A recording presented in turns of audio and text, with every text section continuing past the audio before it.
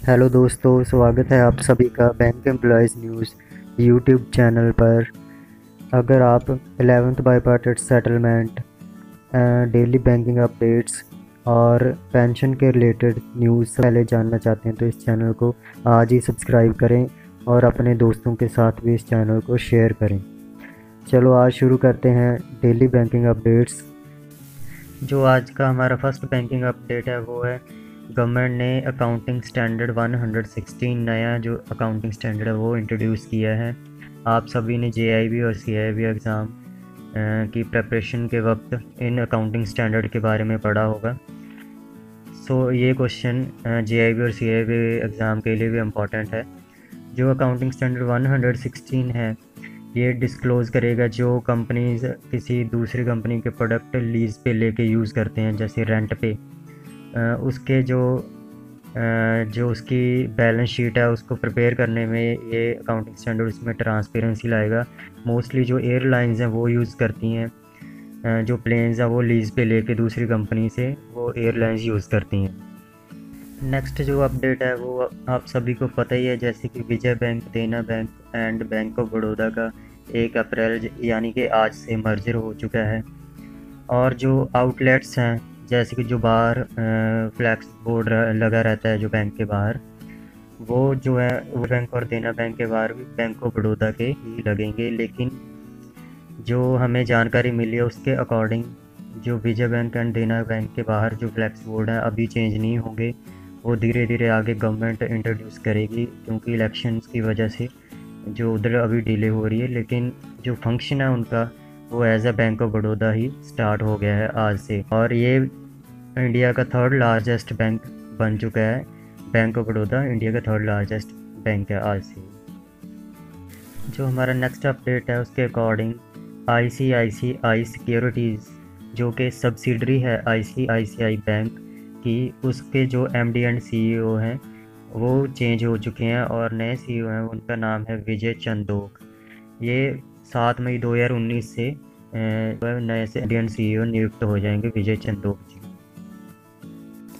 HDFC bank अगले 3 सालों में 100 नई ब्रांचेस खोलेगा अपनी in the region of north east in India. जैसे कि आप सभी को पता है कि डीमोनेटाइजेशन हुई थी 2016 में। उस वक्त 1500 डिनोमिनेशन के जो नोट्स हैं वो बंद कर दिए गए थे। तो उसकी वजह से जो STR सस्पिशियस ट्रांजैक्शन रिपोर्ट्स है, उस वक्त जो उनकी जनरेशन थी वो 1 लाख थी, लेकिन वो अब जो उनकी जनरेशन है इंक्रीज़ होके मतलब उसमें 1400% का इंक्रीज़ आया है। और अब जो रिपोर्ट्स हैं STR की वो 14 लाख सस्पिशियस ट्रांजैक्शन रिपोर्ट्स जो RBI को सबमिट हुई हैं। तो अब ये STR क्या होता है, सस्पिशियस ट्रांजैक्शन रिपोर्ट्स। अगर कि बैंक को लगता है कि कोई भी ट्रांजैक्शन जो है बैंक में उनको लगता है कि ये सस्पिशियस हो रही है, रिस्पेक्टिव ऑफ द अमाउंट, जो अमाउंट उसमें इन्वॉल्व है वो कितनी है, उसका उससे कोई लेना देना नहीं। अगर बैंक को लगता है कि ये जो ट्रांजैक्शन है ये सही नहीं है, ये मतलब कोई लॉन्ड्रिंग हो रही है या मनी लॉन्ड्रिंग या इसमें इन्वॉल्व है, तो हर एक बैंक जो है ऐसी STR रिपोर्ट बनाता है, सस्पिशियस ट्रांजैक्शन रिपोर्ट, जो उसको RBI को सबमिट करनी होती है हर एक बैंक को, जो कि अब बढ़कर हो गई है 14 लाख रिपोर्ट्स जो है RBI को सबमिट हो रही है। जो हमारा नेक्स्ट अपडेट है उसके अकॉर्डिंग जो 10 में से जो 7 सबसे बड़ी कंपनीज़ हैं एज़ पर मार्केट कैपिटल, तो उनका अगर टोटल करते हैं तो उनकी कैपिटल का वो बनता है 57,402.93 करोड़ रुपीज़। और इसमें सबसे ज़्यादा गेन किया है SBI ने, और TCS, ITC एंड HDFC उनकी जो मार्केट कैपिटल है वो डिक्रीज़ हुई है।